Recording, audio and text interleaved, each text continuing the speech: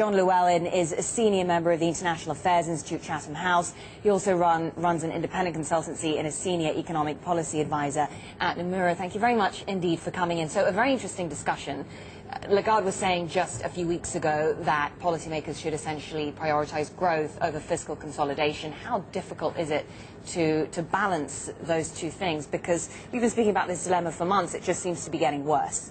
Yes, I should say I didn't chair the meeting, but I was a member of the panel. But there we are. Enough. Member it was of very the much panel. a female panel because we had a female chairman and a female managing director of the IMF. Well, there you go. No harm in that. Absolutely. But you're quite right. You're putting your finger on one of the issues, not the only issue, but one of the issues, which is that you need, for medium-term sustainability, to reduce your deficits in order to reduce your debt. But that reduces demand in the near term, that slows growth, and that makes the deficit and debt problem more difficult. It's an impossible balance to achieve simultaneously. What that implies in turn, and Madame Lagarde brought this out very clearly, is that some countries are better placed to help than others. Now, of course, she didn't say which ones were which. That'll be for negotiation in Marseille. But I have to tell you, it reminded me very much of my first days at the OECD back in the late 1970s, when exactly the same issue was being discussed. And, of course, what you end up with is a country-by-country approach, each country doing what it can across quite a range of things. And here the range will be wide. Well, so we have the G7 then meeting in Marseille right now, and there has been some anticipation or expectation about the possibility of a coordinated response. But then, I mean, for example, the French finance minister, François Baron, he said, well, there will be cooperation, but actually it needs to be adopted to each country's sort of financial, economic and budgetary conditions. So it's a contradiction in terms. But what does coordination look like now? It's a contradiction in terms. I mean, for example, the United States is quite well placed to expand its fiscal policy at the moment and has just announced so. Now, it's in a particular position because it's the world's reserve currency. Nobody's talked about Germany yet, but Germany is perhaps relatively better placed. Some other countries will have to give priority to reducing their deficits. It's a curious thing, you know, when people are criticizing the euro area, they say, well, one policy fits all doesn't work, you need a differentiated policy by country. Now we come to the G7 or the G20, and you hear the criticism, well, shouldn't we have a unified response, not differentiation? I think differentiation is inevitable and desirable.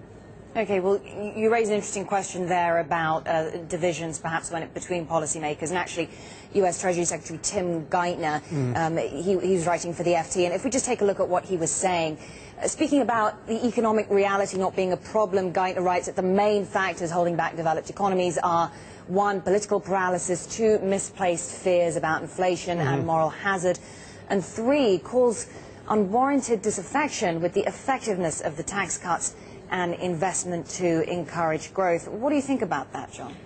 It's all of those things. We had a very good decade in which we forgot some of the lessons that we learned rather painfully in the 50s, the 60s, the 70s and the 80s. One is that most policy decisions are difficult. If policymakers privilege one group, it's at the cost of another and so on. These are difficult.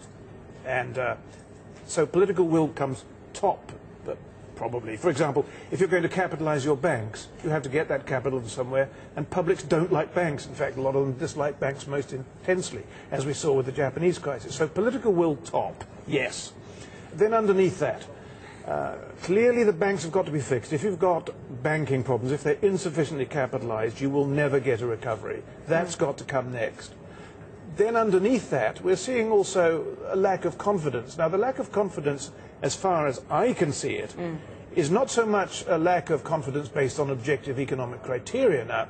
It's a lack of confidence in the ability of policymakers to come to grips with the issues. Well, so, and speaking of that then, would you say this has to be an absolute priority in Europe right now, recapitalize the banks, whether it's through an injection from the FSF or some other measure? Yes, I would. I think that the European countries have to show demonstrably, without any shadow of a doubt and with no fudging, our banks are sound. Europe has the resources to do that. You mentioned the EFSF, the Stability Fund. That has or will have the resources needed to do that. So it's not a resources question.